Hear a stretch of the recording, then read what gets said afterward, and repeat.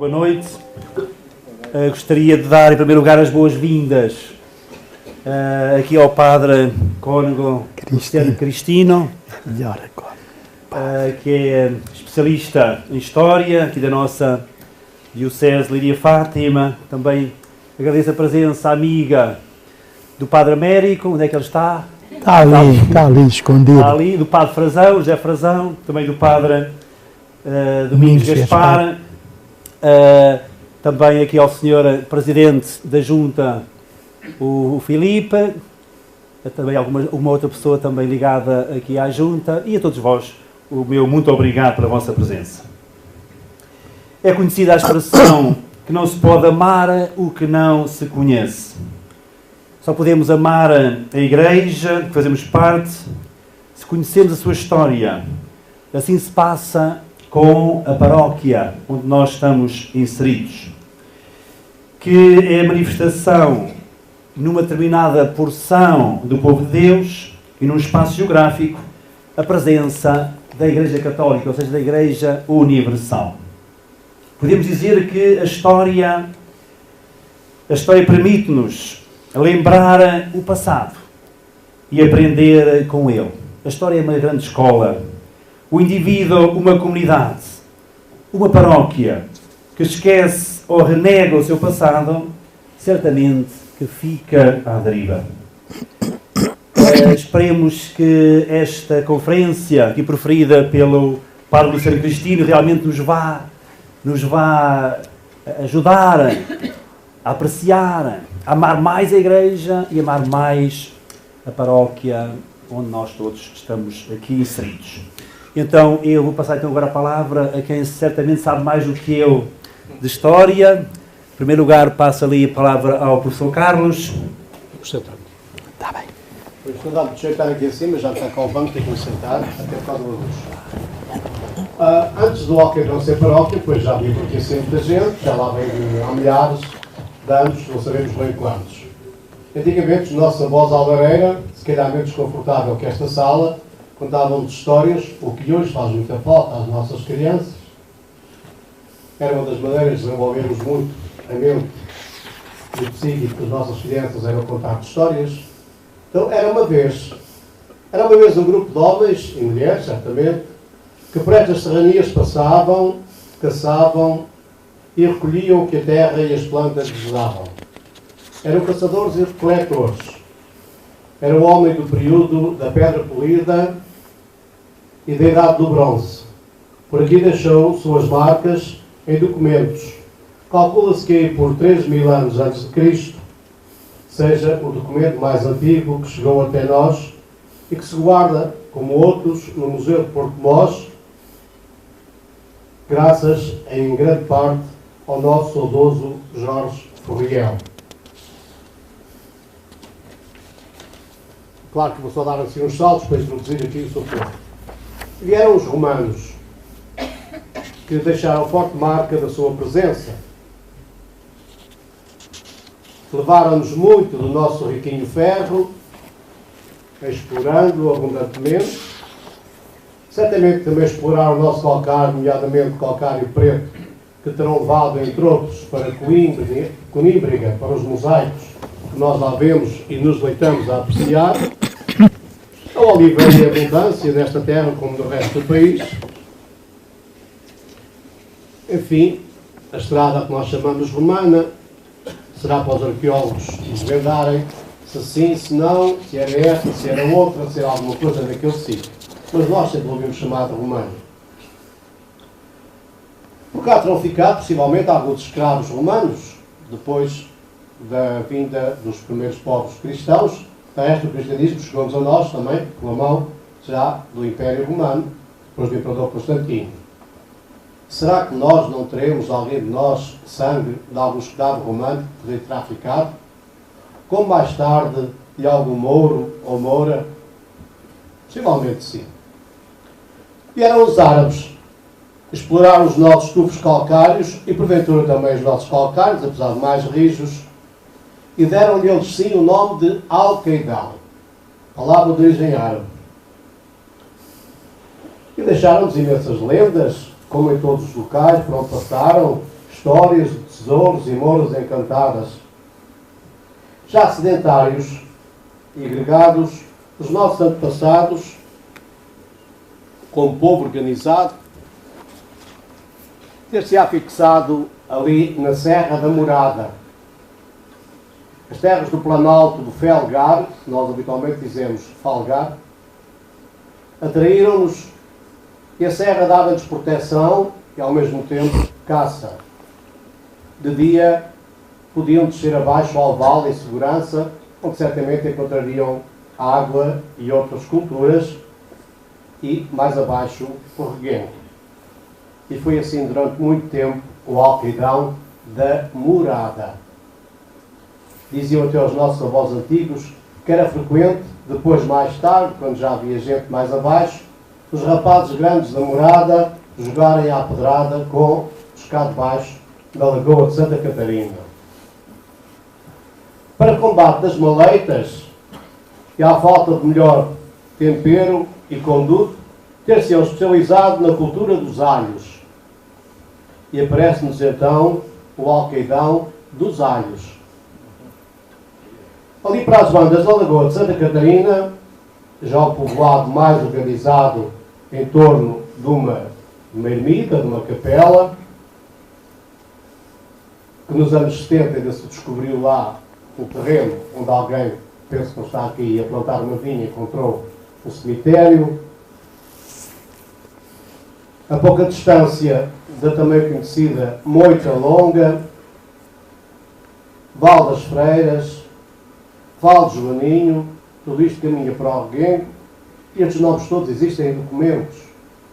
Val das Freiras não porque houvesse um convento de freiras, mas porque aquelas terras tão boas que eram, pertenciam às irmãzinhas do convento de Alcobaça, que vinham ali buscar as suas rendas. E ficava tudo isto a pouca distância do Reguengo de Fetal, onde o padre se dirigia, padre do Reguengo de Fetal, a celebrar a sua missa, ao que parece, montado numa mula, porque meios de transporte outros não existiriam. E surge-lhes a devoção a Nossa Senhora, e surge também o fabrico das contas, rosários ou cruinhas, 7 mistérios. E foi então o alqueidão das contas. Esta gente terá visto passar Dom Nuno Álvares Pereira, com o seu exército, hoje São Dom Nuno, e ter-lhe-á dado um terço, umas contas, que diziam as nossas avós, ele terá posto no bolso e combatido com ele durante a Batalha de São Jorge ou de Alves Barrote. Lenda, acontecimento, pelo menos é interessante, ainda que não passe de lenda. A população cresceu, alongou-se ao longo da Estada Romana, ao longo das ramificações da Estada Romana, ao longo da Carreirancha, e veio centrar-se aqui assim, mais ou menos onde nós estamos, em torno de uma capelinha que existia ali assim, sensivelmente, onde está agora a nossa igreja. E nesta altura já era o alqueidão da Serra. E foi, sobramos nós, salvo erro, sem erro, ou se houver erro não será muito grande, agora os 400 anos deste aglomerado populacional elevado à categoria de freguesia autónoma do Reguengo de Fetal, onde pertenceu até esta data. Para nos dar mais elementos mais exatos deste acontecimento, festejamos este ano, os 400 anos, que está connosco o historiador Dr. Luciano Coelho Cristino, cônego da Sé de Leiria. E quem é ele? É o seu padre, como todos os outros, filho do pai e de uma mãe também como nós, muito boas pessoas, que eu por acaso conheci, tal como conheci e fui muito amigo do irmão dele, Nuno, que andou comigo, que eu andei com ele no Senado, que ele é museu mais velho, do seu irmão, que já faleceu infelizmente, que era uma joia de pessoa, Sr. Bispo de Horácio, que era uma simpatia, tal como o Soutor, e da Maceira, este senhor foi frequentar em pequenito, como muitos de nós fomos, Padre Frazão e eu, e Padre Gaspar, o Seminário de Leiria. Completou o curso e Em 1962, ordenou-se, em 15 de agosto, no convento das Freiras da Paniqueira. E eu tive o prazer de estar na ordenação do Dr. Destino.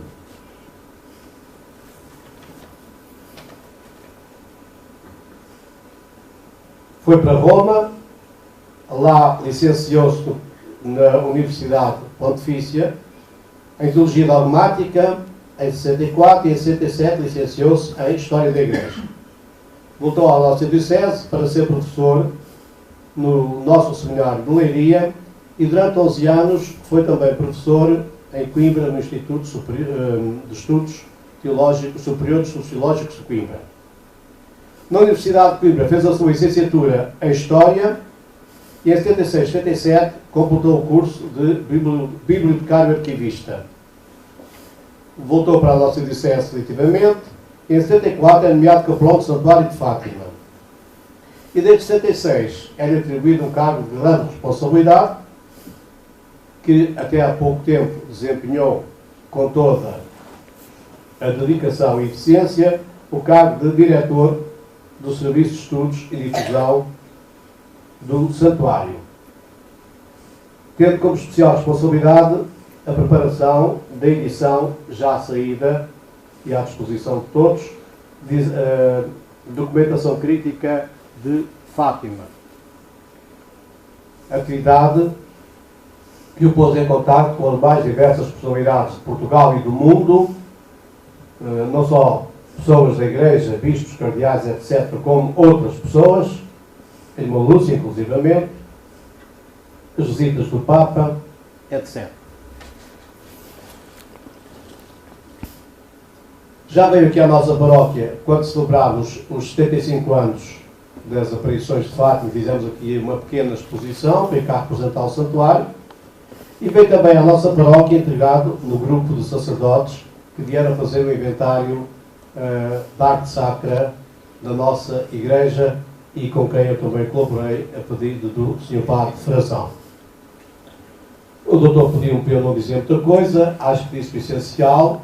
Estamos perante um homem que conhece muito bem a história de Leiria, que tem vários trabalhos da Diocese de Leiria, já tem pelo menos uma dúzia ou mais de trabalhos publicados sobre estas temáticas e é o Dr. Luciano Cristino que nos vai acabar de contar a história que eu deixei no Alqueva uns 400 anos atrás. Doutor. Muito obrigado.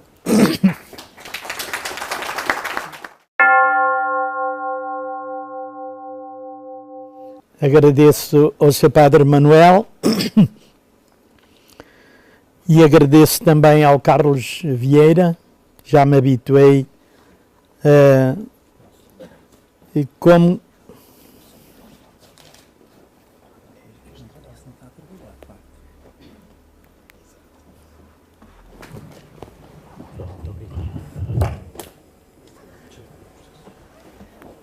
está? Muito bem. Que me habituei a conhecer nos seus escritos, nas diversas publicações, nomeadamente o Mensageiro, a Voz do Domingo e também o Portumosense. Eu, aliás, pouco sei desta terra, apenas umas pequenas informações que colhi aqui e ali. E devo lembrar, sobretudo, algumas pessoas de que eu dependo muito na questão da história. O padre Dr. Jacinto Reis, o Sr. Alfredo de Matos, de quem fui muito amigo e que inclusivamente eu um dia dediquei um pequeno trabalho sobre a Leiria a Alfredo de Matos, meu primeiro guia na Leiria medieval. Durante vários anos troquei correspondência com ele, que tenho, e eu, portanto, sou devedor a este senhor que já faleceu há alguns anos também o Sr. Francisco Jorge Furriel, o Dr. Luciano Justo Ramos, o Sr. João Madeira Martins, o João Gabriel, que está aqui, o Dr. Américo Ferreira, que além de pároco desta paróquia, foi também muito conhecedor da história, o Fernando de Matos, que está aqui presente, e aproveito para a ocasião para dizer que um dia, muito brevemente, será publicado um primeiro volume do Sr. Alfredo de Matos, precisamente. O Dr. Saúl António Gomes e, finalmente, como já disse, o professor Carlos Alberto Rosa Vieira. Destaco também aqui, além dos párocos que estão presentes e outros que não puderam vir, o Sr. Padre Joaquim Domingos Gaspar. Ele é um bocadinho responsável também da minha orientação para a arqueologia e para a história. Um dia que ouvi uma preleção dele sobre as origens romanas, sobretudo, do território da Diocese de Leiria.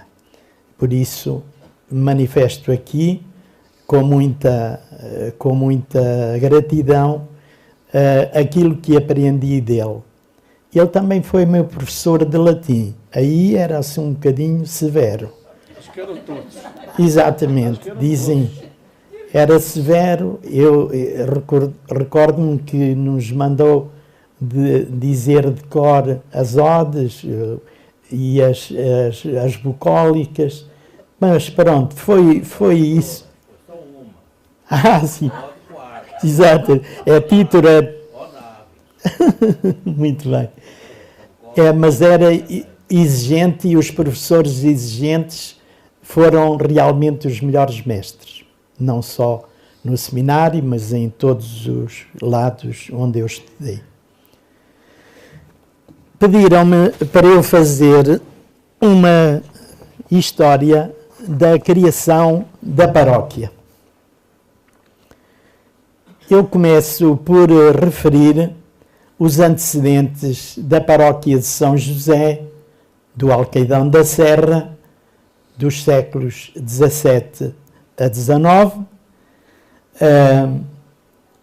e começo por referir a história da parte da paróquia do Alcaidão da Serra, que antigamente estava no termo ou concelho de Leiria.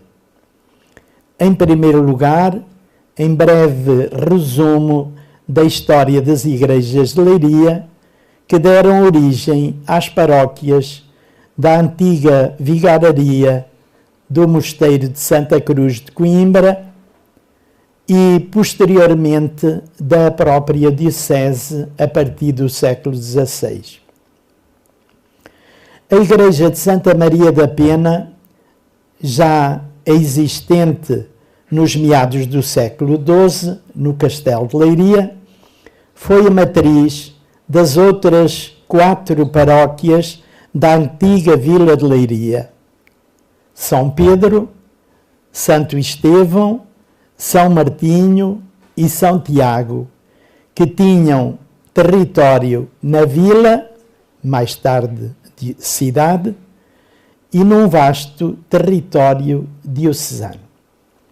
A Igreja de São Martinho, situada na praça com o mesmo nome, e hoje Praça Rodrigues Lobo, já era sede de uma paróquia antes de 1211 e tinha, até aos inícios do século XVI, um vasto território da parte nascente de Leiria.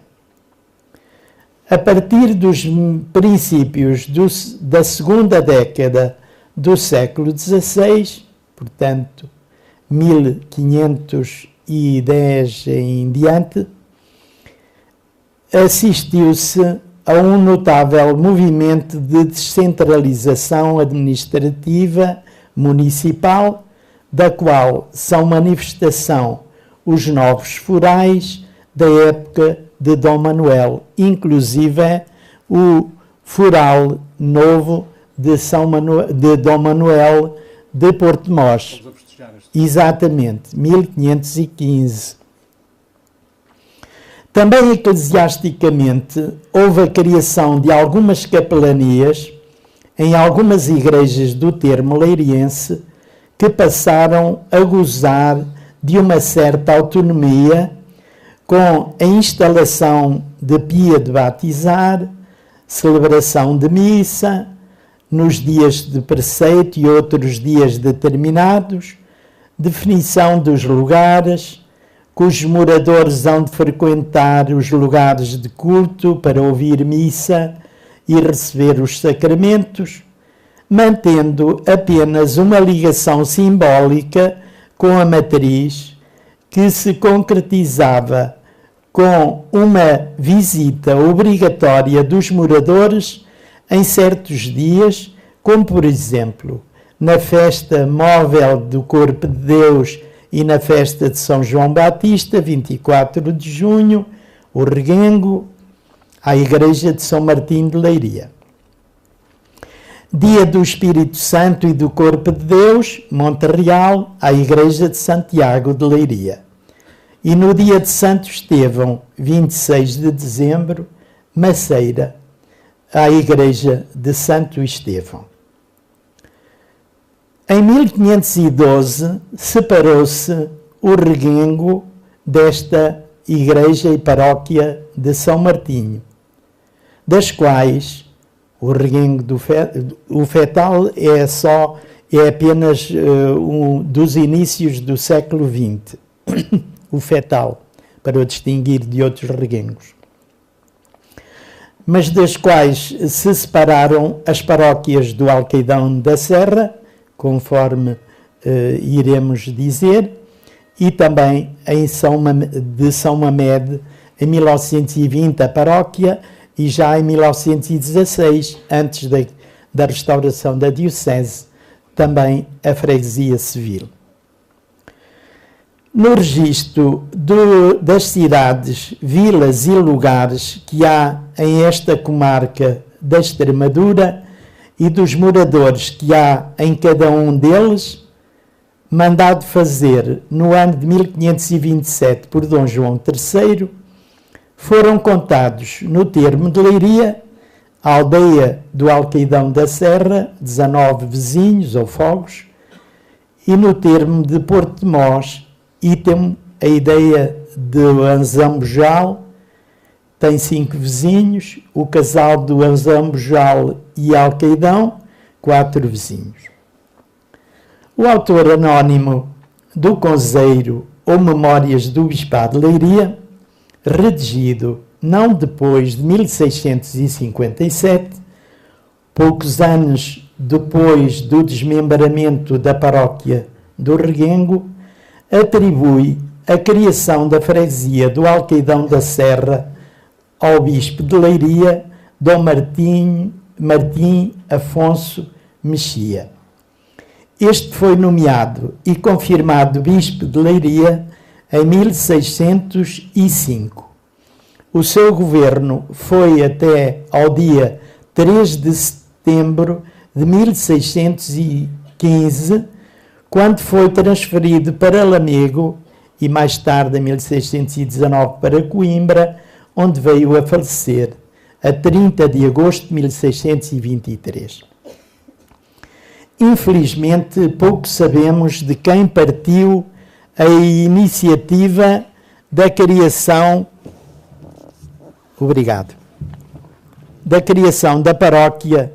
No entanto, temos um indício forte num alvará de Dom Filipe II, Dom Filipe III de Espanha, que governou o país, portanto, depois do domínio filipino, de 1598 a 1621,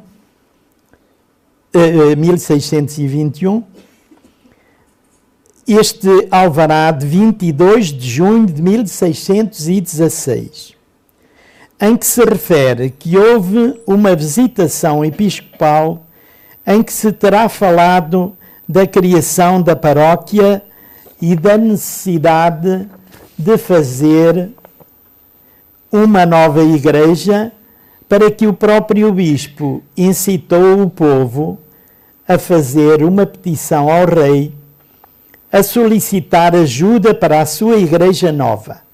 E eu cito este alvará: me enviaram dizer por sua petição para se fazer a igreja nova como por sua visitação estava mandado. O rei concedeu que se lançasse finta, é interessante este nome, finta, por espaço de 4 anos, em quantia de 200.000 réis, isto pelos fregueses do dito limite. Porque dentro nele havia muitas terras e fazendas de pessoas que viviam fora da freguesia, os peticionários pediram um novo alvará, que os sobreditos fossem também fintados a respeito das ditas terras e fazendas, por assim se fazer em outras partes.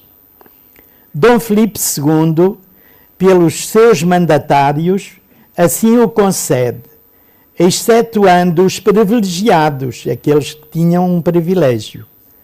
Mas esses deviam apresentar documentos desses privilégios para não pagarem também para a nova igreja. Certamente se conseguiu a verba necessária para a construção da igreja nova. Não deixo de apresentar o curioso comentário do Sr. Alfredo de Matos, que agora tem uma utilidade ou uma atualidade extraordinária. Dizia ele com muita graça: tenho de fazer um aviso aos adeptos do futebol, menos treinados na lide das palavras, um pouco fora do comum.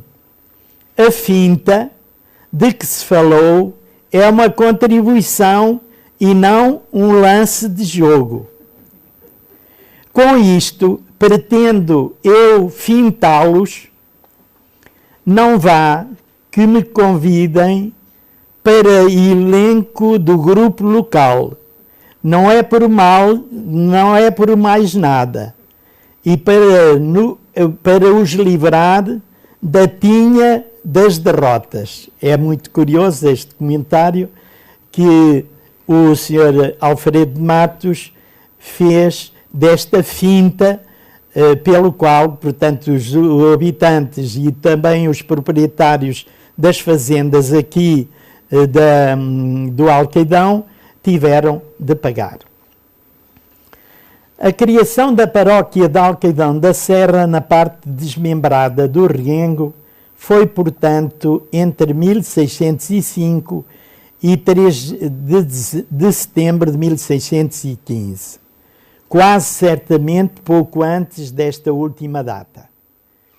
Por outro lado, o rei diz, no segundo alvará, aquele que conhecemos, de 22 de junho de 1616, que tinha enviado um primeiro alvará ao juiz e oficiais e fregueses de São José, por acaso o alvará diz São Jorge, mas é precisamente São José, do Alcaidão da Serra, termo da cidade de Leiria. A expressão fregueses é sinal de que naquela altura já era paróquia. E como é pouco tempo entre o início do bispado de Dom António de Santa Maria, 30 de abril de 1616, e a data do segundo alvará, 22 de junho de 1616, deveremos aceitar a informação do autor do Couseiro, que foi Dom Martim, o bispo instituidor da paróquia do Alcaidão da Serra. Não conhecemos quando começou esta nova igreja para a paróquia, mas conhecemos o documento dos trabalhos finais, isto é, a arrematação do madeiramento e carpintaria por 57.000 réis por parte de Mateus Carreira, morador em Porto de Mós, com a data de 13 de novembro de 1620. Este documento foi publicado pelo Dr. Saúl António Gomes num livro grande, Porto de Mós e Coletânea Histórica e Documental. Portanto, este é um documento que foi publicado pelo Dr. Saúl António Gomes. O direito de apresentar o sacerdote para parco ficou para o bispo, mas o seu pagamento, a manutenção da igreja, da sacristia e da casa do cura ficaram para os paroquianos. Ao parco foram atribuídos por ano 80 alqueires de trigo, 25 almudes de mosto, ofertas e algumas amentas que eu ainda me recordo de haver na minha freguesia, antes da missa. Rezavam um Pai Nosso, se estavam presentes, e depois passava à frente as amentas. Cada paroquiano daria meio alqueire de trigo e outras pessoas uma quarta, possivelmente viúvas. A paróquia tinha, na época do Couseiro, meados, portanto, do século XVII, cerca de 70 fogos. Como não conhecemos o chamado padrão da instituição da paróquia, como me aconteceu a mim, que descobri um padrão da freguesia de Maceira muito longe. A minha paróquia foi criada em 1517, portanto está a fazer 500 anos. Mas eu encontrei num livro de notários da Batalha, portanto só em 1796, este padrão que já vinha de tempos a tempos e estava muito lacerado, e ainda bem porque foi feita uma cópia notarial, mas eu não conheço um padrão, pode eventualmente aparecer em algum lado, do Alcaidão da Serra. Além daquilo, portanto, que diz o Couseiro, havia alguma obrigação de deslocação, também não sabemos, a deslocação do povo à festa de Nossa Senhora dos Remédios, no Reguengo. Ainda hoje perguntei ao padre Clemente Dotti, que é o novo parco do Reguengo do Fetal, se conhecia quando é que era o dia de Nossa Senhora dos Remédios. Foi uma invocação que veio depois da Santíssima Trindade do Reguengo. Mas ele também não me soube dizer, porque varia, ou maio, ou junho, enfim. O bispo Dom Dinis de Melo e Castro pretendeu, por ser mais serviço de Deus, juntar à nova paróquia também a parte que pertencia à paróquia de São João Batista de Porto de Mós. A sentença foi desfavorável ao bispo por interferência da Casa de Bragança. Eis como Alfredo de Matos se refere a este assunto. Como o lugar do Alcaidão estivesse incompreensivelmente partilhado entre o termo de Porto de Mós e o de Leiria, isto é, o Concelho de Porto de Mós e o de Leiria, servindo de linha divisória a estrada que o atravessa, na direção nascente-poente, pensou o prelado, com bem notável sentido das realidades, em pedir a fusão das duas partes numa só, a fim de remediar males de ordem espiritual, ou, como vem no couseiro, por ser mais serviço de Deus. Destas palavras, tira-se que a intenção do bispo era fundir numa unidade paroquial Alcaidão da Serra, o que entre esta freguesia e a de São João andava repartido pela convenção seguinte. Eram de São João e, portanto, do termo de Porto de Mós, os fogos colocados ao sul da estrada. Pertenciam a São João.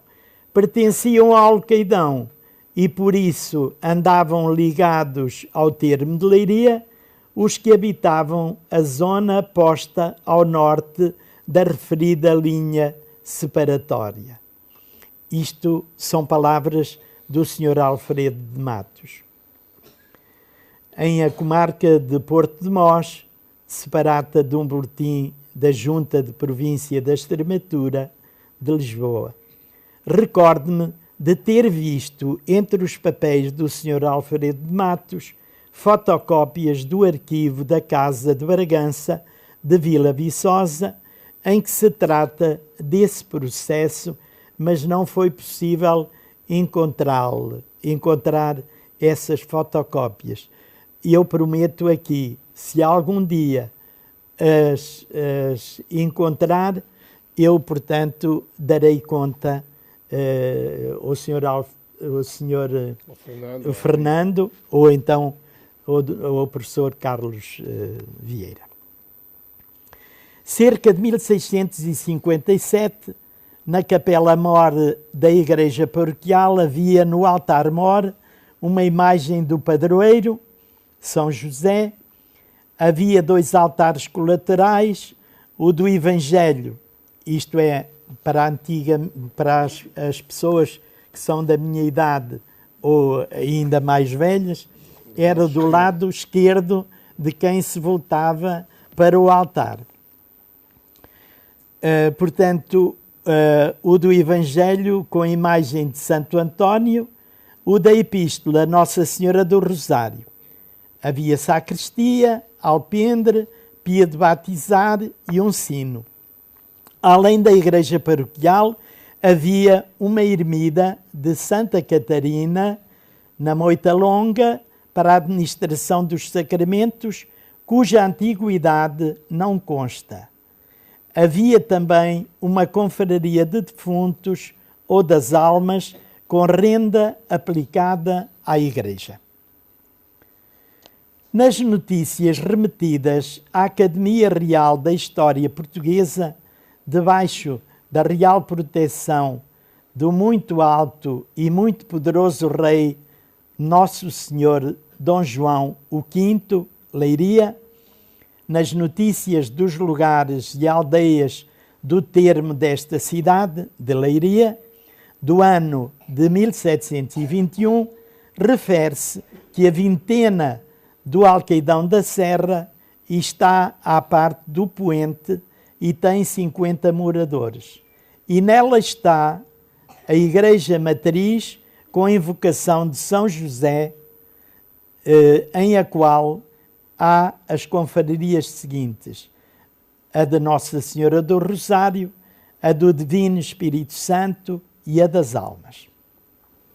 Nos princípios dos anos 40 do século XVIII, houve um inquérito aos párocos de Portugal, cujas respostas foram publicadas ou reunidas pelo padre Luís Cardoso, unicamente em 2 volumes de 1747 e 1748, correspondentes à letra A e C. No primeiro volume foi publicada uma notícia sobre o Alcaidão da Serra, porque a letra A, portanto, Alcaidão da Serra. E disse esse registro: Alcaidão da Serra, lugar na província da Extremadura, bispado, comarca e termo da cidade de Leiria, tem 88 vizinhos e está fundado em um alto do qual se avistam a freguesia de Nossa Senhora dos Remédios, o Reguengo, a Torre de Magueixa, ou de Mogueixa, como se diz lá, a freguesia de Pataias e a de Maceira. A igreja paroquial de uma só nave está fundada no meio do lugar. É dedicada a São José. Tem 3 altares, como já referimos. O parco é cura, que apresenta o ordinário, isto é, o bispo. Rende a igreja 100 alqueires de trigo e o pé de altar chegará a 10 ou 11 mil réis. Há nesta freguesia uma ermida de Santa Catarina, já falámos. Os frutos que recolhem os moradores em mais abundância são trigo, cevada, milho e favas. Está sujeito este lugar às justiças da cidade de Leiria, que aqui põem um juiz de vintena. Foi natural desta terra, diz também nesse dicionário, Frei Diogo de Santo Alberto, religioso carmelita descalço, que floresceu em letras e virtudes. Tem a terra uma só fonte, mas abundante de água de bom gosto, a qual de inverno sai pouca e muito fria de verão. Isto é... Morna. Hã? Sai morna. Morna, muito morna bem. de inverno e fria de verão. Exatamente. Pronto, isto é do dicionário geográfico. No terremoto de Lisboa de 1 de novembro de 1755, todas as respostas dos parcos de Portugal se perderam. Por encargo de Sebastião José de Carvalho e Melo, secretário de Estado e futuro conde de Oeiras e marquês de Pombal, foi promovido um novo inquérito aos parcos do país, cuja recolha foi organizada pelo mesmo padre Luís Cardoso e ficou em dezenas de volumes manuscritos ainda hoje existentes, guardados no Arquivo Nacional da Torre do Tombo, em Lisboa. Fonte preciosíssima da história paroquial de Portugal. A memória da paróquia do Alqueidão da Serra, escrita pelo seu cura, padre Sebastião Vieira, tem a data de 28 de março de 1758. Passo à frente para referir a incorporação de parcela da paróquia e freguesia de São João de Porto de Mós, na paróquia e freguesia do Alqueidão da Serra, com uma breve alusão à evolução histórica das 3 igrejas de Porto de Mós nessa altura.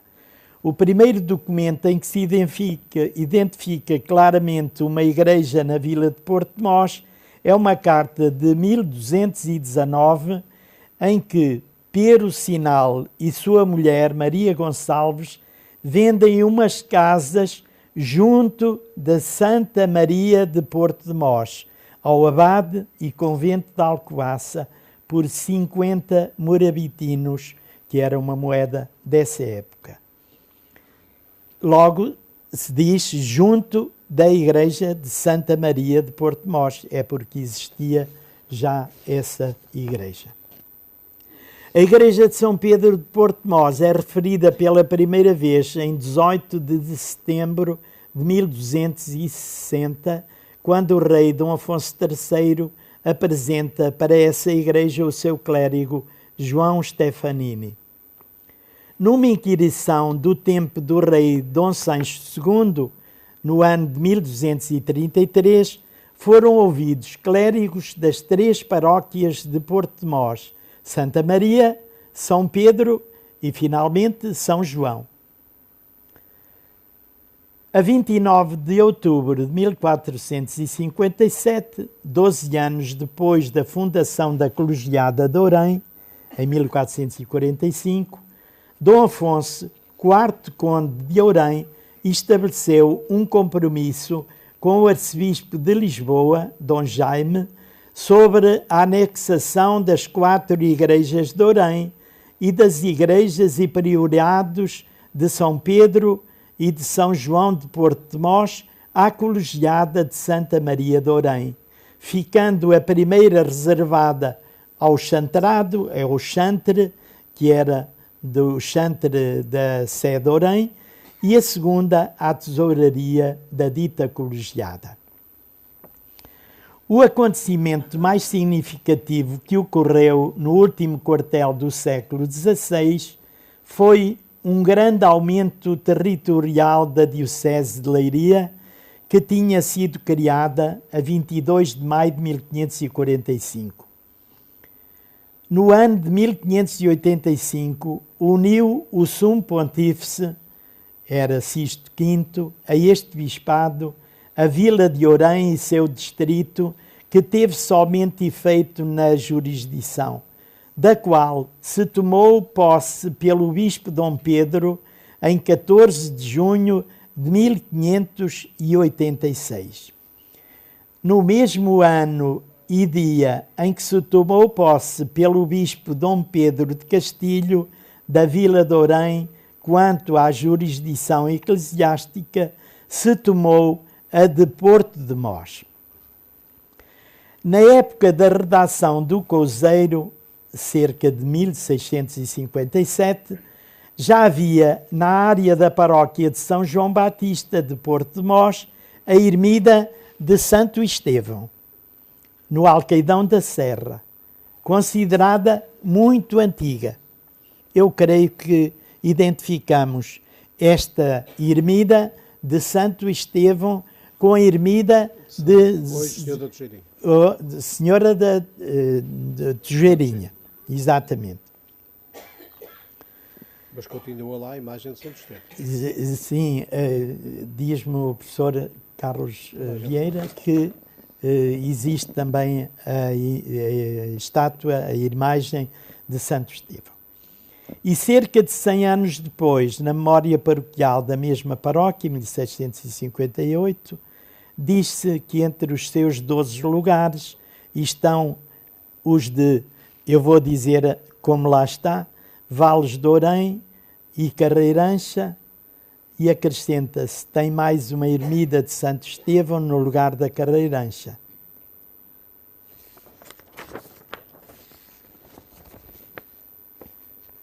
Nos anos 30 do século XIX, depois das lutas liberais, houve uma remodelação administrativa profunda, que teve reflexo também nas paróquias de São João, de Porto de Mós e do Alcaidão da Serra. Nessa ocasião, o Alcaidão da Serra, nas suas duas partes, repartidas em 2 concelhos, passa a ser integrada totalmente no concelho de Porto de Mós. Quase 200 anos depois da tentativa frustrada do bispo Dom Dinis de Melo e Castro, adquiriu a unidade desejada, civil e eclesiasticamente. Assim, no artigo 19, parágrafo 1º, a Lei de 4 de julho de 1837 estabelecia-se: o Concelho de Porto de Mós, no referido Distrito Administrativo de Leiria, compor-se-á de ora em diante das seguintes freguesias, e indica as freguesias: Alcaria, Alcaidão da Serra, Alvados, Mendiga, das 3 freguesias de Porto de Mós, anexando-se-lhes os lugares da Calvaria, São Jorge e Tujal, pertencentes à freguesia da Senhora dos Mortinhos. Cerro Ventoso, Arrimal, Juncal, com os lugares de Carvalhos, pertencentes ao Concelho de Alcobaça. Minde e Mira. Os assentos da paróquia de Santa Maria de Porto de Mós terminaram em 1836, respectivamente, os batismos em 17 de janeiro, os casamentos em 27 de janeiro e os óbitos em 30 de dezembro. Ali terminou, portanto, a vigência da Igreja de Santa Maria de Porto de Mós. Ameaçada de extinção praticamente desde os inícios do século XIX, a Diocese de Leiria foi sobrevivendo a muito custo. Porém, depois de muitas e demoradas negociações, o Papa Leão XIII aceitou finalmente, com a bula de 30 de setembro de 1881, a extinção de 5 dioceses portuguesas: Aveiro, Castelo Branco, Elvas, Leiria e Pinhel, e da prelazia de Tomar e do priorado do Crato. O bispo do Porto, Dom Américo, a quem tinha sido entregue a execução da bula pontifícia, proferiu a respectiva sentença em 4 de setembro de 1882, que obteve o beneplácito régio a 14 do mesmo mês. Das 50 paróquias da antiga Diocese de Leiria, foram integradas na Diocese de Coimbra 25 paróquias. Entre as outras 25 paróquias que foram integradas outra vez no Patriarcado de Lisboa,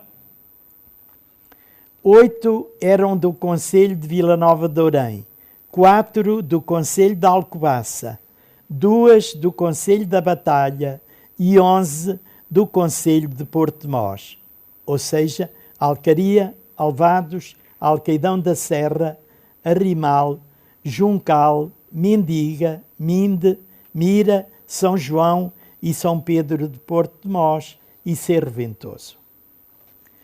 Depois de muitos esforços feitos pelos antigos diocesanos de Leiria, entre os quais teve grande relevo o padre Júlio Pereira Roque, que, como sabemos, se assinava jornalisticamente como Jupero, deste Alcaidão da Serra, Jupero liderou a segunda campanha para a restauração da Diocese em 1904 e colaborou ativamente com o iniciador da terceira campanha, Padre José Ferreira de Lacerda, de 1913 a 1918.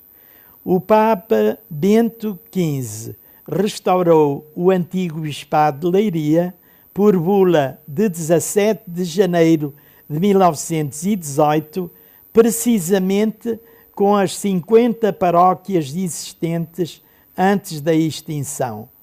O clero e o povo da Vigararia de Porto de Mós foram incansáveis na campanha triunfante que levou à restauração.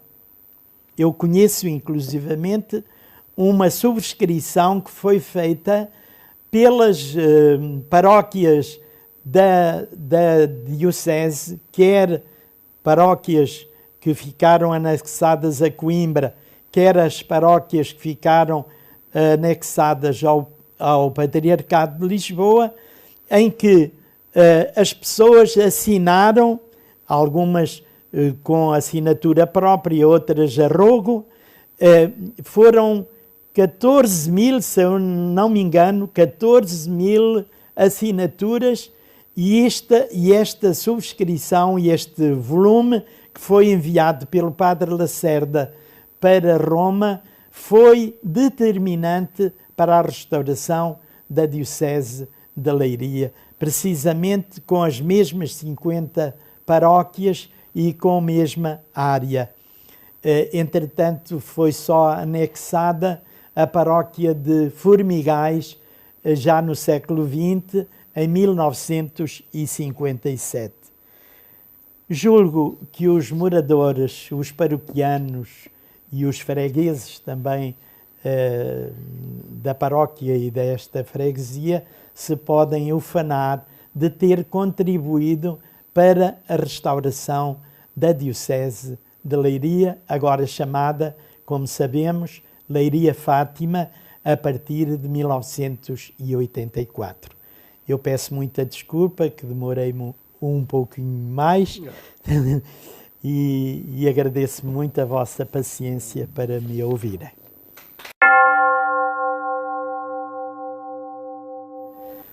Bom, acho que ficámos aqui com um belo resumo, para pouco tempo, também para não cansar, das peripécias por onde passou a nossa paróquia. Certamente nem toda a gente sabia que já tínhamos pertencido ao Patriarcado de Santarém, onde tivemos vários seminaristas a estudar, entre os quais o meu tio Adolfo, já falecido, também foi pessoa notável, e outros, estou-me a recordar agora só desse,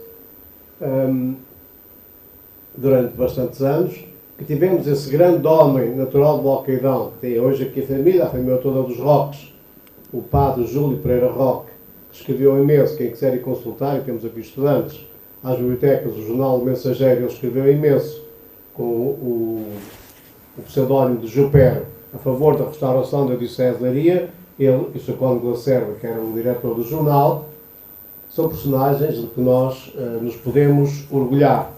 Tal como eu queria lembrar aqui, se o doutor me dá licença, um grande padre que esta paróquia teve, e nós temos tido a sorte de ter grandes párocos, o Sr. Padre Afonso, Manuel Afonso e Silva, que por 2 vezes foi pároco e presidente da junta, na altura era a junta da paróquia, e que grandes obras que o povo beneficiou, muitas que nós depois viemos a completar, por causa da estrada, da fonte, etc., da igreja, as grandes remodelações que ele fez na igreja, conservando sempre o Santo António do lado esquerdo, por isso é que usamos aí com o Sr. Padre Manuel, num nicho de pedra, o Sr. Padre Manuel já fez o favor de mudar, que era um dos poucos sinais que nós, não, é que é importante, que era um dos poucos sinais que nós tínhamos da origem do que era a igreja no seu princípio.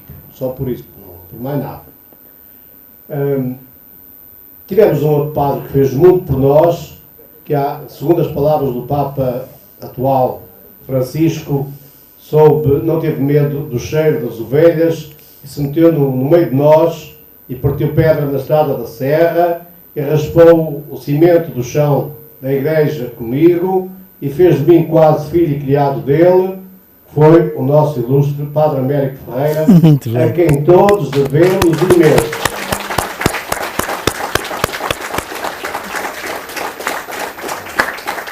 Nós tivemos aqui uma junta de freguesia, desfiada na altura por António, que nós conhecemos, António da Laura, Zé Catarino e outros, que muito fizeram por esta terra e que nós hoje beneficiamos, sem dúvida nenhuma, que têm o sustentáculo e o suporte e o abrir caminhos na personagem do Sr. Padre Américo, que foi tão bom que até me pôs a tocar órgão, eu que só tinha umas ideias de piano, e ele um dia teimou que eu me havia de pôr a tocar órgão, e lá com umas ideias que ele me deu, num bocadinho de música que eu sabia do seminário, estreiei-me numa noite de Natal. Claro, foi uma barraca. Primeira vez a tocar órgão, a acompanhar pessoas a cantar numa noite de Natal, enfim, aquilo não correu nada bem, mas porque ele tocava, entusiasmou-me a mim. Mas a seguir aquilo foi-se aperfeiçoando e a coisa lá se foi compondo, mal ou bem, à falta de melhor. Mas foi um homem notável, acho que não devemos esquecer, nem devemos deixar que os nossos filhos esqueçam estes homens. Claro, o Sr. Padre Frazão ainda está muito bem patente em nós a ação dele, o Sr. Padre faria a mesma coisa, que hoje aqui não está, e todos estes homens foram homens muito simples, nunca nos exigiram nada, a paróquia deu sempre o que podia, sabemos que a residência paroquial tem condições como nunca teve, na altura não podia ter, não teve, eles suportaram, aguentaram, viveram connosco à nossa maneira. Padre Américo mais ainda do que o Sr. Padre Frazão, porque foi no outro tempo. Acho que o Alcaidão é aquilo que é, muito graças à Igreja e aos párocos que tem tido, e acho também por isso que temos de dar graças a Deus. Muito bem. Você quer responder a alguma pergunta dos senhores? Não sei. Se houverem assim 3 ou 4 perguntas que queira fazer, não a mim, que não sou historiador, que é o Dr. Cristino. Se calhar algumas coisas que ele disse fazem impressão às pessoas, o caso do Santo Estevão, de ser até há pouco tempo, relativamente, não é? De São João, da divisão da freguesia ser a estrada principal, portanto, Carreiranças, Ambojal, Casais de Valdes, Condolos, era tudo Porto de Mós, embora muitos sacramentos e enterros, até enterros na nossa igreja, há dias uma pessoa ficou muito admirada comigo quando ele disse que a igreja tinha sido cemitério. Depois foi, se formos ver os registros dos enterramentos chama aquilo em Leiria, no arquivo distrital de Leiria, que os senhores padres tinham cuidado de pôr a morte, que se supunha que a pessoa tinha morrido, a doença, se tinha tomado os sacramentos ou não, e onde tinha ficado sepultado. Há muitos que têm. Depois, a partir de certa altura, aparecem já enterros simultaneamente, na igreja e no adro. Sinal de que já não havia espaço na igreja, então tinha que se deixar de compor o cadáver, ia-se aproveitando o adro, e o cemitério passou a ser no adro. Até que, mais tarde, passou a ser só o adro. E foi o Sr. Manuel Afonso e Silva, natural de Alcaria, mas que aqui se radicou com a sua irmã, Teresa, que construiu, comprou o terreno, certamente com o dinheiro de toda a gente, evidentemente, comprou o terreno e construiu o cemitério velho, como a gente chama hoje, pondo fim ao cemitério que é à volta da igreja. Mas a nossa igreja foi durante muito tempo cemitério, também, como todas as outras. Por isso daí a Revolução da Maria da Fonte, foi um dos motivos, foi esse. Temos realmente coisas interessantes. Então, umas duas perguntas para o Dr. Cristino, se alguém quiser.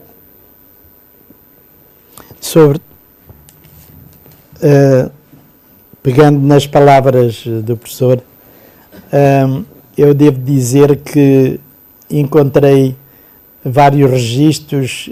A minha paróquia de Maceira conheço-a melhor, mas, portanto, sobretudo por altura das invasões francesas, principalmente a terceira invasão francesa de 1810 a 1811, aparecem os óbitos, portanto, os lugares de enterramento não são só a igreja e os adros das igrejas, mas até também os adros das capelas e até em alguns cruzeiros. Alguns cruzeiros, portanto, foram enterradas pessoas, portanto, nisso, porque não havia lugar, portanto, bastante para os enterramentos. Aqui, possivelmente, exatamente, possivelmente. Depois, na altura da chamada Maria da Fonte, não é? Foi aquela revolta contra a proibição de se enterrarem nas igrejas. Hoje é precisamente uma medida que todos compreenderiam, mas nessa altura não, as pessoas estavam muito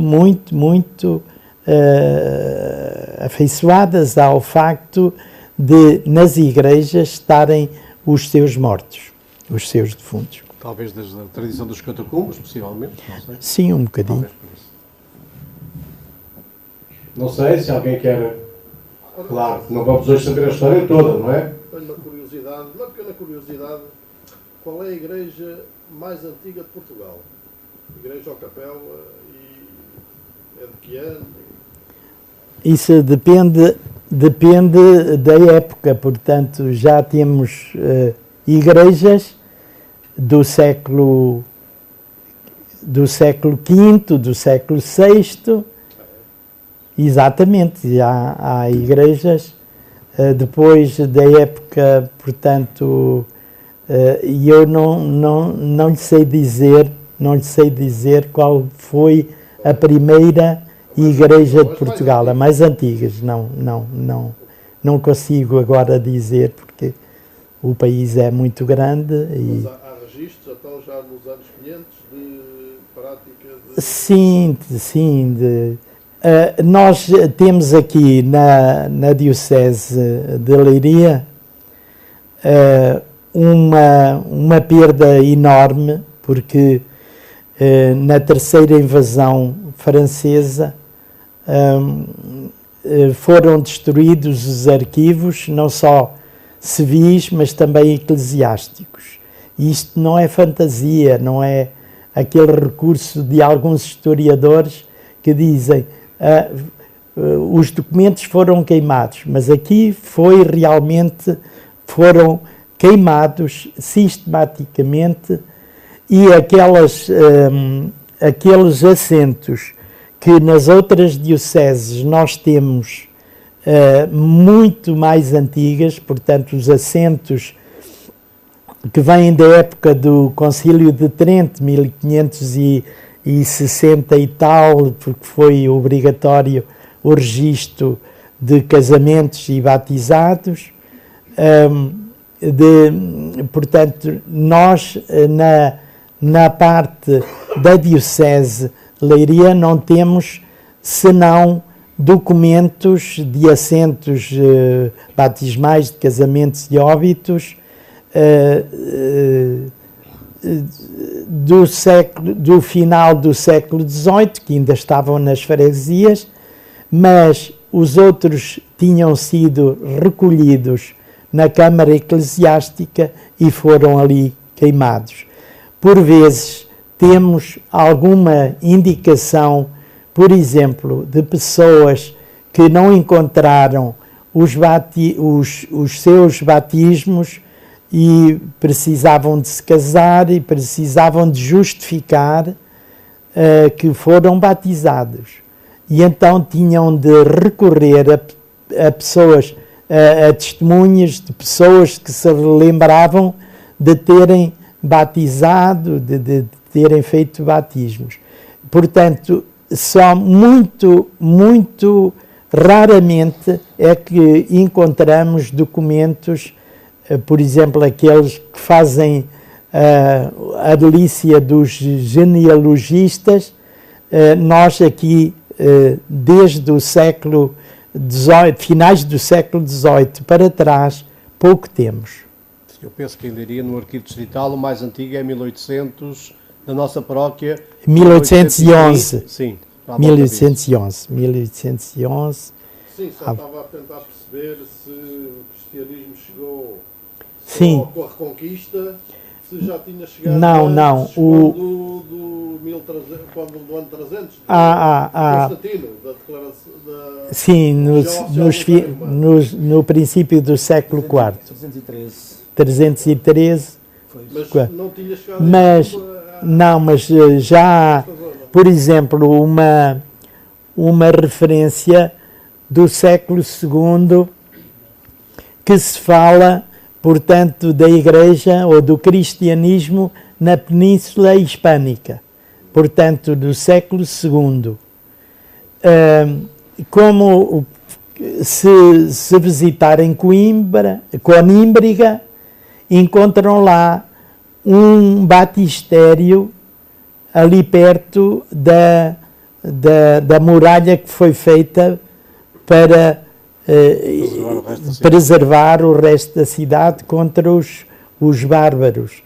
E está lá um batistério antigo. Portanto, agora, se a cidade de Coimbra, portanto, foi extinta, digamos assim, talvez no século V, já houve, de facto, o cristianismo. E de vez em quando aparecem por aí batistérios antigos que foram, sobretudo, construídos junto dos fontenários, dos banhos dos próprios romanos, não é? Sim. Antes de mais, muito obrigado por se ter proporcionado esta... Obrigado. Antes de mais, portanto, muito obrigado por se ter proporcionado esta reunião. Eu queria dizer que, com a idade que tenho, é a primeira vez que ouço alguma parte da história do Alquidão de uma maneira formal.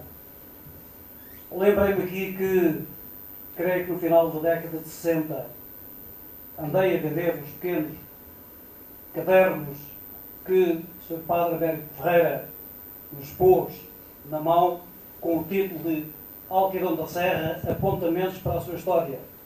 Foi um discurso do Alfredo Matos. Sim, sim, sim.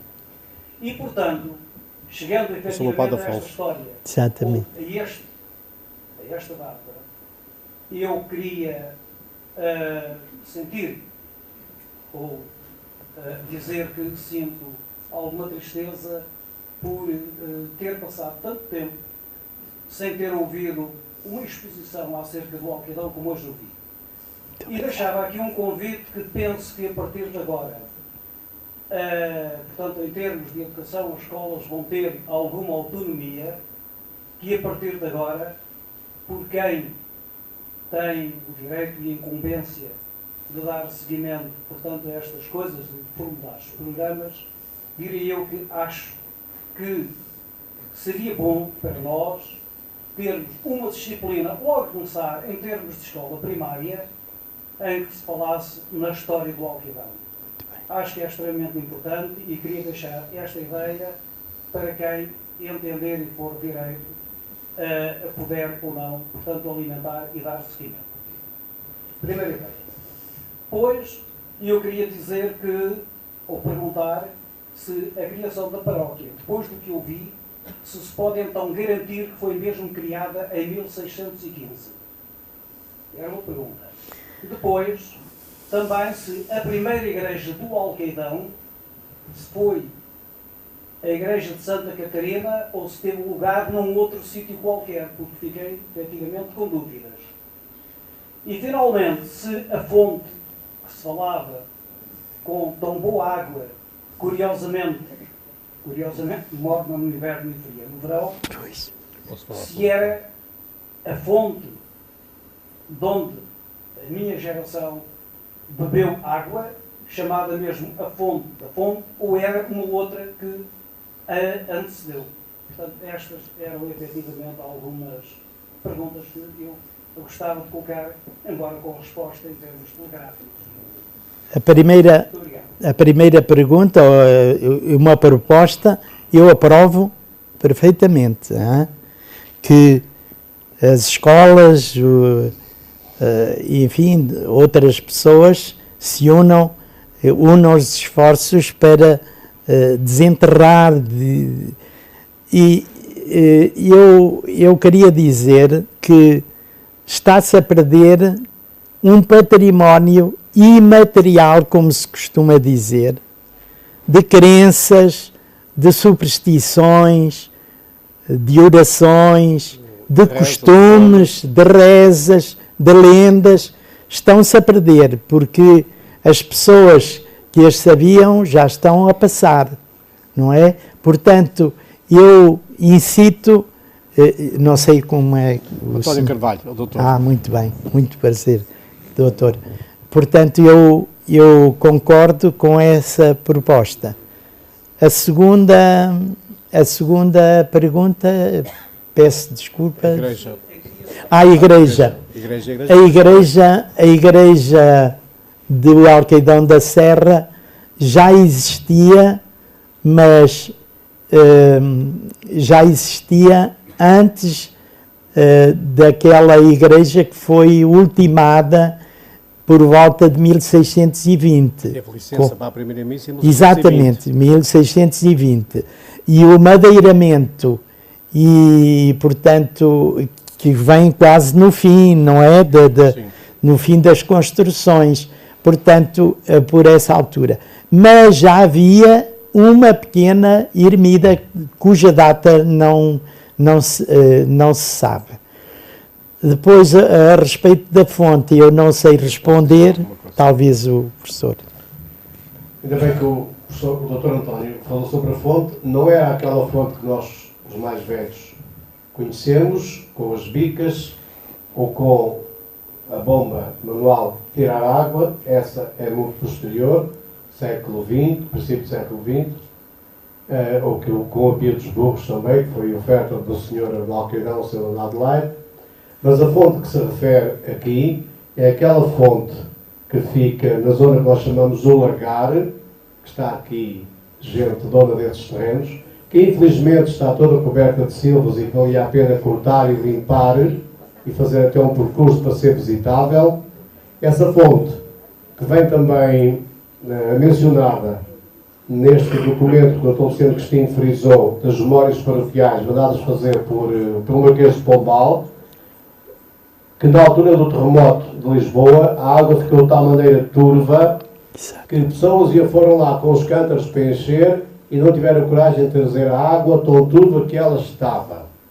Essa fonte era abundante em água, enchia de tal maneira que corria por uma pedra que nós ainda mais ou menos conseguimos distinguir na parede do ribeiro, aquela curva, assim não é bem um cotovelo, mas é uma curva arredondada, estão a ver? A gente chama o caminho do ribeiro, tem toda ela em pedra, mesmo aquela pedra preta típica das obras do Padre Afonso, e assim, mais ou menos no centro da parede, corria então a bica que vinha do poço lá de cima, aberto, a céu aberto, que nós descíamos com os degrauzinhos para ir lá abaixo buscar água. Há aqui pessoas que têm terrenos, eu lembro de lá ir buscar água, e então a água jorrava por ali, em abundância, para o ribeiro. Daí o nome do ribeiro. Jorrava por aí e corria ribeiro abaixo até aquela zona do Zamujal.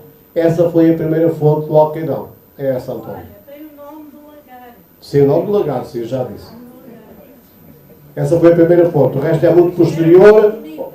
Depois houve vários pedidos à Câmara de Porto Mós, para a Câmara colaborar na feitura de uma fonte em condições, e aparece depois a outra fonte que nós já conhecemos e que hoje está toda destruída, infelizmente. Mas é essa fonte. Sabe que às vezes os nomes, eu também quando acompanhei a Junta, e o Zé Catarino e outros da Junta, e quando andámos por aí por placas nas ruas, procurei que não se alterasse nenhum dos nomes que existia dos tempos, que nem nós sabemos quando, e hoje já aqui frisei hoje alguns bem antigos, no caso de Val das Freiras, por causa de que os terrenos pertencerem às freiras do convento de Cós, não é, Padre? Cela. Eu não... As cistercenses... Sim, eram de Cós. As irmãs do convento de Cós eram donas de parte daqueles terrenos. O Val de Joanim também vem mencionado, a Moita Longa, etc. Esse lugar, o lugar da Laranjeira, onde uma vez se destruiu lá aqueles pardões enormes que as pessoas pensavam que havia lá os tesouros, seria lá a casa do pároco, o primeiro pároco, ou padre, quando ele vinha do Reguengo lá. Seria ali assim, um tal carvalho, umas paredes enormes que se destruíram há uns anos, seria por aí assim. E esses nomes é importante conservá-los porque eles remontam-nos para o nosso passado. Origem romana, primeiros habitantes, pertencente aí está aqui no caso de Val das Freiras, que é aquela zona da Casa da Cocência e do Domingos, e outros assim. Daí que os nomes das ruas que nós temos, podemos dar por outro nome, mas deixar conservar aquele.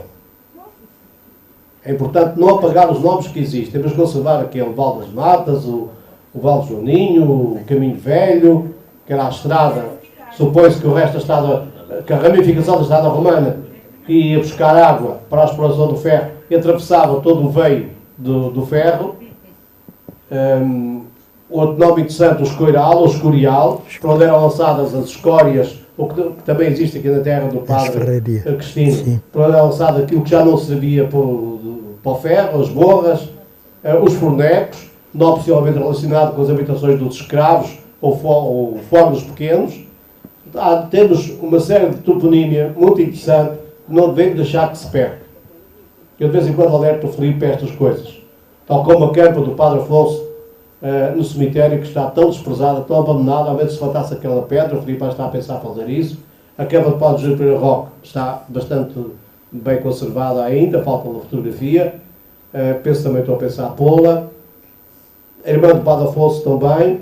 Foi uma pena que se destruísse tanto a casa do Padre Afonso, que era uma obra de arte que estava no Alqueidão, sobretudo pela pedra que eu utilizava, que era a nossa pedra preta, que vem também mencionada nas memórias paroquiais, a abundância da pedra preta para o Alqueidão, que foi para várias partes do país, para tribunas, diz nas memórias paroquiais, portanto para bancadas, que ele usava muito, como usou ali naquele posto médico antigo, que era a Sé da Ajuda que nós conhecemos, aquela aquela varanda que lá existia em Pedra Preta, e a casa a que eu me refiro era a casa que nós chamávamos da Tipadra, onde hoje mora o Galé, que era uma maravilha de um solar digno mesmo do Padre Afonso. Mas pronto, paciência. Que não vamos agora destruir mais, conservemos o que temos. Esclarecimento, uma questão, em relação ao nome do Alqueidão. Portanto, a parte da serra que eu referi, mas escapou, quando é que aparece, a primeira parte, e depois eu tenho a impressão que li na Enciclopédia Portuguesa e Brasileira, acho que também da Liga, que houve confusão até certa altura com o Alqueidão de Torres Novas, acho que é a freguesia de Petrógão, que é a sede da freguesia, penso eu, se não me engano, e que está no suspeito da Serra da Aica, era considerado Alqueidão da Serra, e mais uma parte, em relação ao Frei Roberto. Frei Diogo Santo Alberto. Acho que havia dúvida quanto ao facto dele ser daqui ou desse Alqueidão. Se pode dizer alguma coisa sobre isso. Mas se o parco diz que era daqui, portanto não há confusão. Na enciclopédia, acho que é posta a dúvida em relação ao facto de ele ser daqui ou do Alqueidão de Torres Novas. Sim. Sobre o Alqueidão de Torres Novas, eu devo dizer uma coisa, por acaso ainda hoje estive a ver esse assunto e eu passo a citar as memórias da irmã Lúcia. Na quarta memória, ela fala de um filho pródigo que era um rapaz que, portanto, roubava e portou-se mal com os pais, fugiu de casa e foi aprisionado na cadeia de Torres Novas. Eu peço licença para ler, porque trouxe, de facto... Desculpa.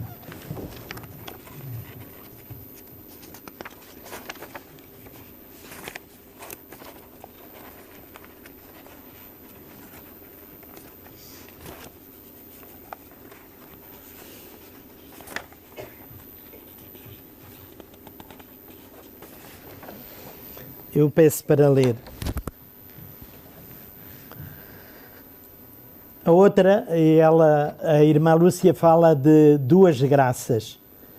A outra graça era uma tia minha, casada na Fátima, de nome Vitória, que tinha um filho que era um verdadeiro filho pródigo. Não sei porquê, havia tempo que tinha abandonado a casa paterna, sem saber que feito era dele. Aflita, minha tia veio um dia ao Aljustrel para me pedir que pedisse a Nossa Senhora por aquele seu filho. Não me encontrando, fez o pedido à Jacinta. Esta prometeu pedir por ele. Passados alguns dias, apareceu em casa a pedir perdão aos pais e depois foi ao Aljustrel a contar a sua desventurada sorte. Depois, contava ele, de haver gastado tudo que tinha roubado aos pais, andou vário tempo por lá, feito vadio, até que, não recordo o motivo, foi metido na cadeia de Torres Novas. É preciso notar, Torres Novas. Algum tempo depois de estar aí, conseguiu uma noite escapar-se. E fugitivo de noite, meteu-se por entre montes e pinhais desconhecidos. Julgando-se completamente perdido, entre o susto de ser apanhado e a escuridão da noite cerrada e tempestuosa, encontrou-se com o único recurso da oração. Caiu de joelhos e começou a rezar. Passados alguns minutos, afirmava ele, apareceu-lhe a Jacinta. Pega-lhe por a mão e condulo à estrada de Macadame, que vem do Alcaidão. Aqui, e são palavras minhas, a irmã Lúcia engana-se confundindo o Alcaidão, antiga sede de freguesia e atualmente lugar da freguesia de Pedrógão, dedicada a Santa Maria da Serra, e São João Batista, concelho de Torres Novas, para onde passou a sede. Confunde a irmã Lúcia com o Alcaidão da Serra, concelho de Porto de Mós, porque ela diz: apareceu-lhe a Jacinta, pega-lhe por a mão e conduz-la à estrada de Macadame, que vem do Alcaidão ao Reguengo, fazendo-lhe sinal que continuasse por ali. Quando amanheceu, achou-se a caminho de Boleiros. Portanto, não pode ser aqui o Alcaidão da Serra.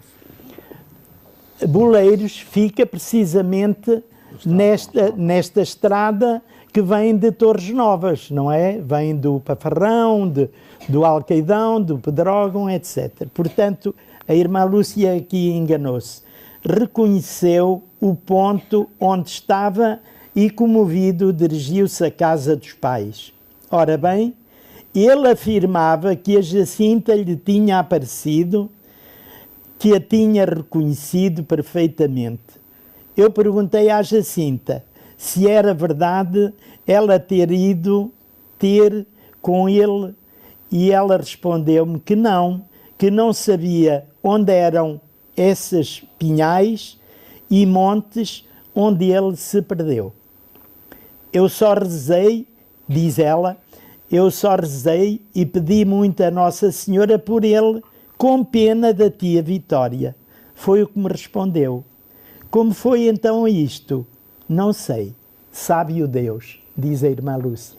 Portanto, aqui está esclarecido que não é o Alcaidão da Serra que está nestas memórias, mas o Alcaidão que foi antigamente a sede da paróquia, que depois passou para o Pedrógão.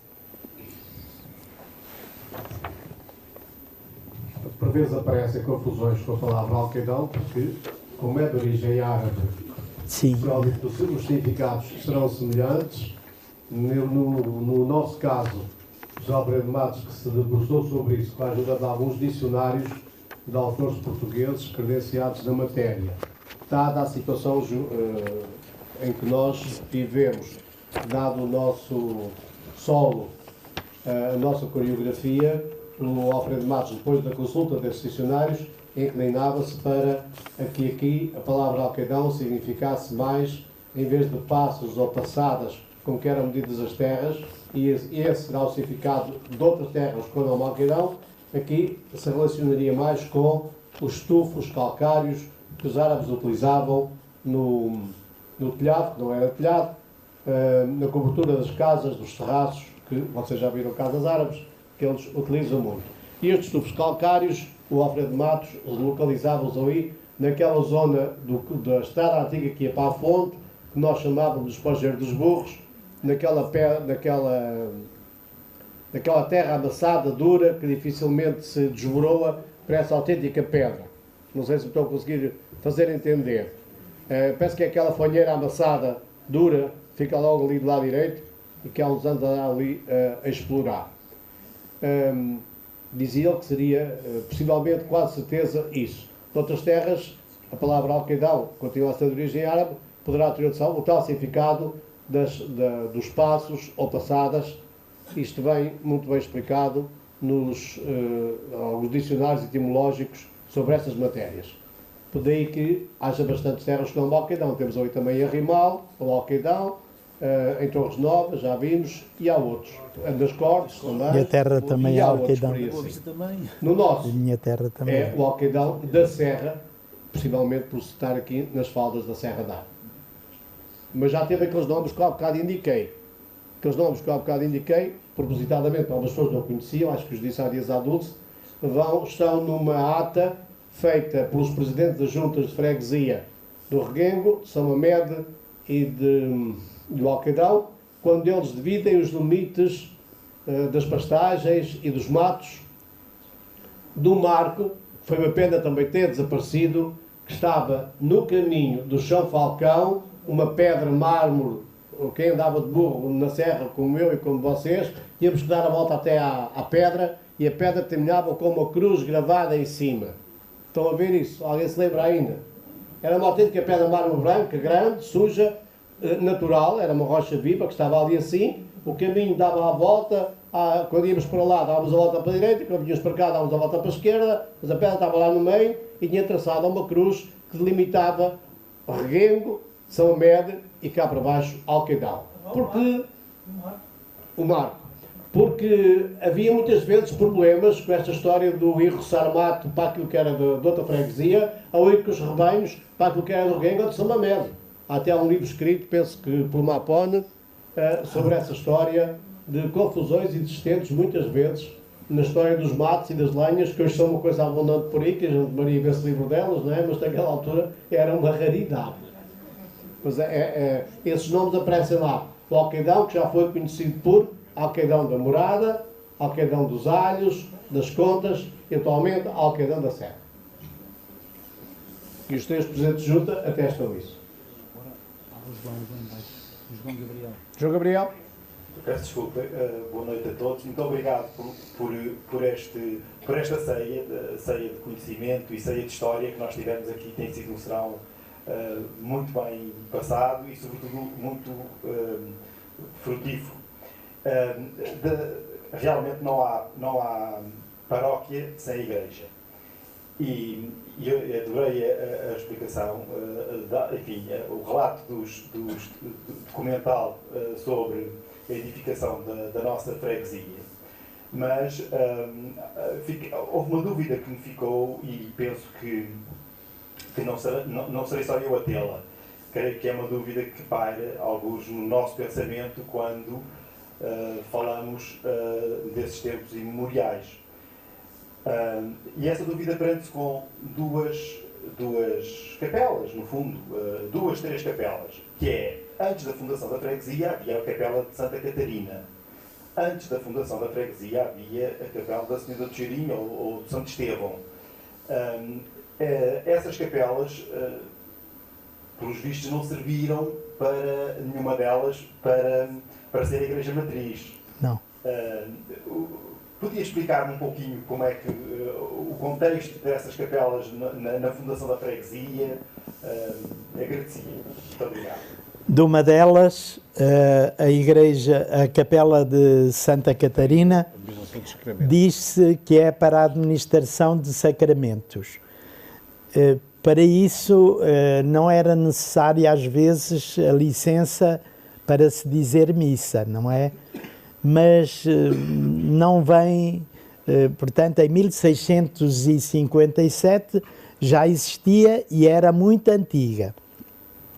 Relativamente à capela de Santo Estevão, pertencia de facto a São João de Portimós e, portanto, não foi verdadeiramente, portanto, a paróquia ou a igreja de São João Batista de Portimós, portanto, está lá naquele lugar onde todos conhecem, não é? Portanto, não era sede de freguesia. E aqui, no lugar onde foi edificada depois a segunda igreja, já existia uma ermida antiga, muito antiga, mas cuja data de fundação não se diz.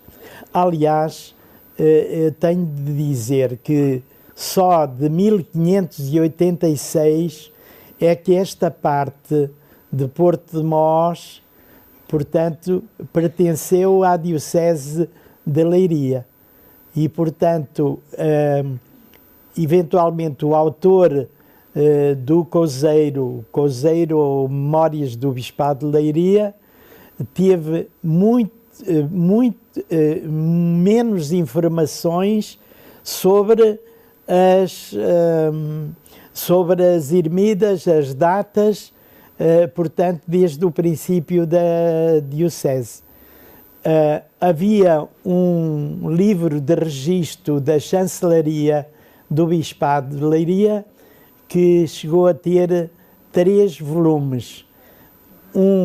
Portanto, desde os inícios da Diocese em 1545, depois outro, o volume 2º, atinge os finais do século XVI, e depois o volume 3º do registro da Chancelaria, onde tinham de estar registadas todas as licenças para dizer missa. O Alcaidão, portanto, estaria nesse volume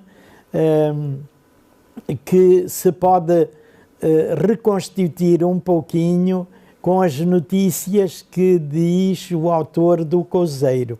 Mas os livros propriamente foram queimados, portanto, ou desapareceram verdadeiramente. Não sei se posso dar uma ajuda ao João, ele sabe disto tanto como eu. Já acho que debatemos isso os dois.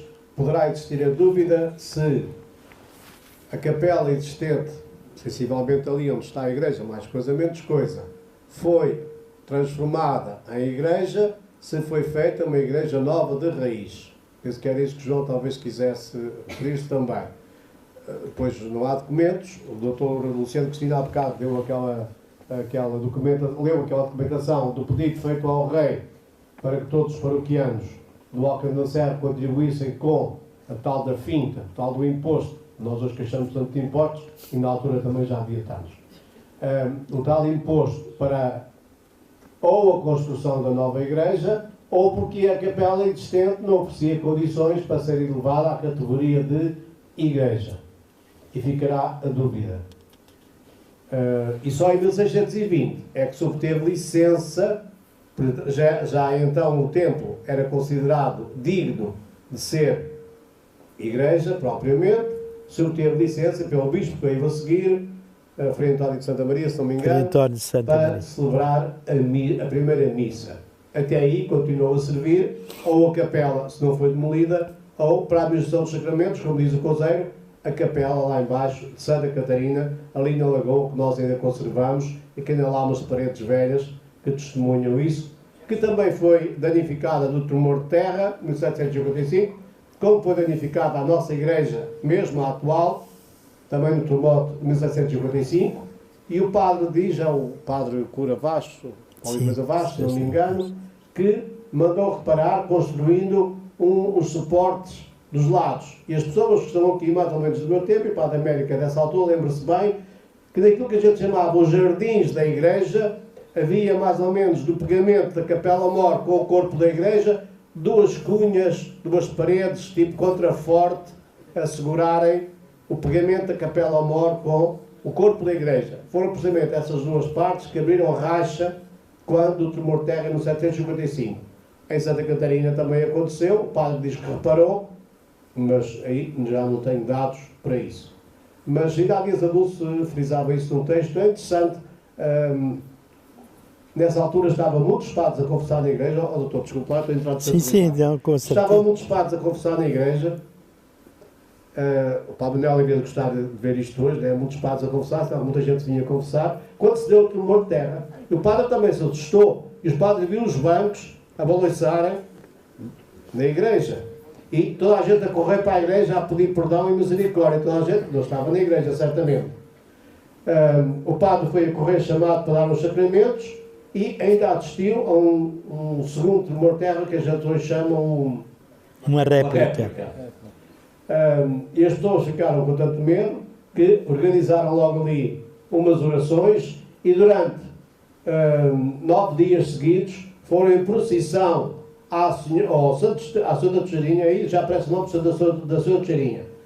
Em procissão à Santa Teixeirinha, todos os dias seguidos, 9, fazendo uma novena a agradecerem o não ter morrido ninguém e penso que não se ter destruído nenhuma casa. E depois houve sermões, durante mais de não sei quantos dias, 2 sermões, um de manhã e um à tarde, em honra de São José, e o padre só pedia, peço a Deus que esta devoção toda não acabe.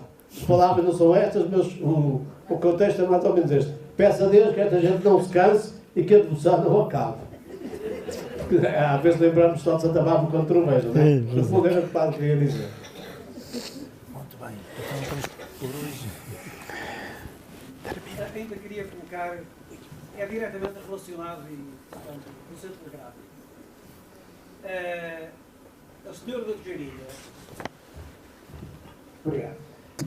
Ora bem, sempre ouvi dizer, não sei qual é a veracidade, e daí a minha pergunta, portanto não deve ser muito objetiva, que o Alcaidão tem uma parte chamada Rua da Gafaria.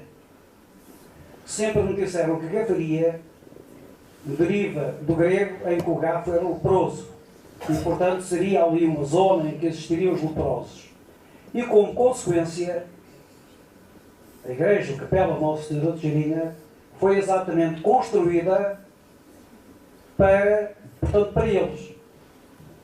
Era essa a pergunta que eu queria, enfim, colocar, se têm... Eu tenho uma outra interpretação e correspondi-me com o Sr. Alfredo de Matos sobre isso.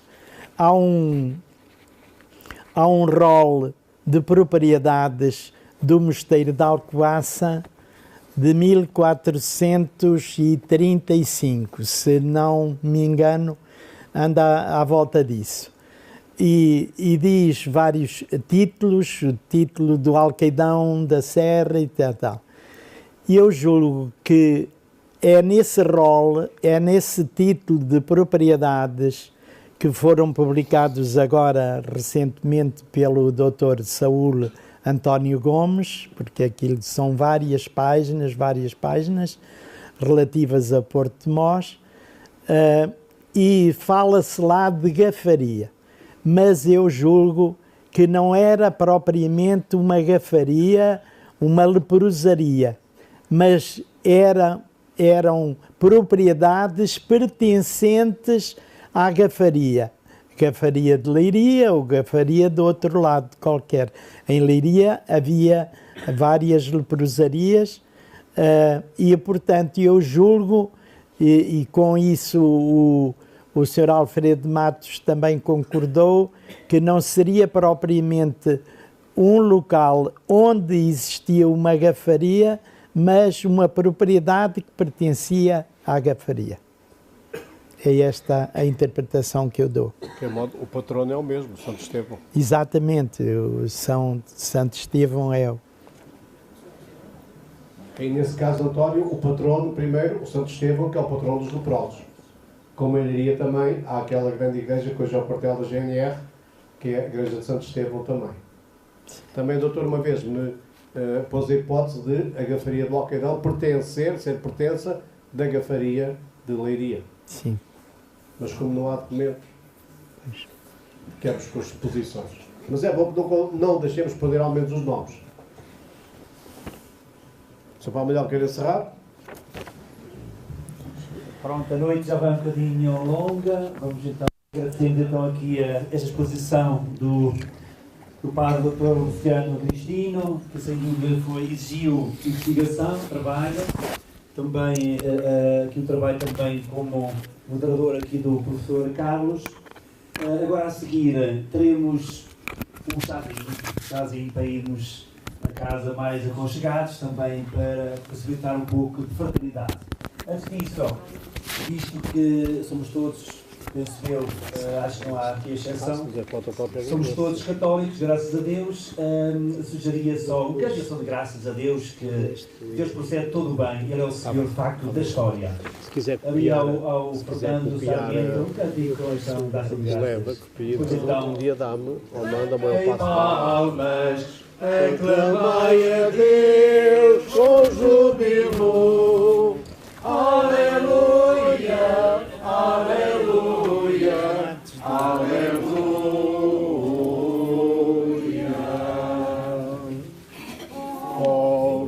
Batem palmas, aclamai a Deus com júbilo. Aleluia, aleluia, aleluia. Então, muito obrigado pela sua presença e muito boa noite. Muito boa noite e obrigado.